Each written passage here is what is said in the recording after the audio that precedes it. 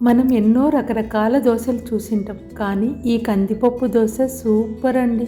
అంత బాగుంటుంది. ఒక గ్లాస్ రైస్ 1/4 కందిపప్పు బరకగా గ్రైండ్ చేసుకోవాలి. అంటే పిండి రవ్వ రెండు కలిసి ఉండే విధంగా మనం గ్రైండ్ చేసుకోవాలి. అంటే 4:1 రేషియోలో 4 బియ్యము 1 కందిపప్పు అలా గ్రైండ్ చేసుకొని మనం తీసుకొని ఒక గిన్నెలోకి వేసుకోవాలి. మనం దోశలు రెడీ చేయడానికి ముందుగా అంటే 1 గంట ముందుగా మనము పెరుగు, ఉప్పు, వాటర్ వేసి కలిపి పెట్టుకోవాలి. అయితే ఈ దోశలకు పోపు వేసుకుంటే చాలా బాగుంటుంది. ఆవాలు, జీలకర్ర, కరివేపాకు, ఎండుమిర్చి వేసి పోపు పెట్టుకొని ఈ పోపును మనము పిండిలో వేసి కలుపుకోవాలి. 1 స్పూన్ నువ్వులు కానీ లేదా అవిసెలు కానీ మనము ఏదైనా వేసి కలుపుకోవచ్చు. నేను ఇక్కడ నువ్వులు యాడ్ చేస్తున్నాను.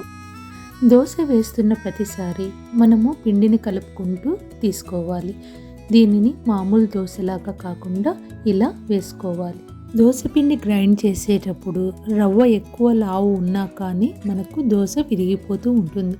అలాంటి సమయంలో 1 స్పూన్ గోధుమ పిండి కలుపుకొని మనం దోశ వేసుకోవచ్చు. కొద్దిగా ఆయిల్ వేసి మూత పెట్టుకొని మనం కాలనివ్వాలి. అప్పుడు దోశ చాలా బాగా వస్తుంది. డిఫరెంట్ టేస్ట్తో దోశని ఎంజాయ్ చేయాలి అనుకునే వాళ్ళు ఖచ్చితంగా ఈ దోశ ట్రై చేయొచ్చు. చాలా రుచిగా ఉంటుంది.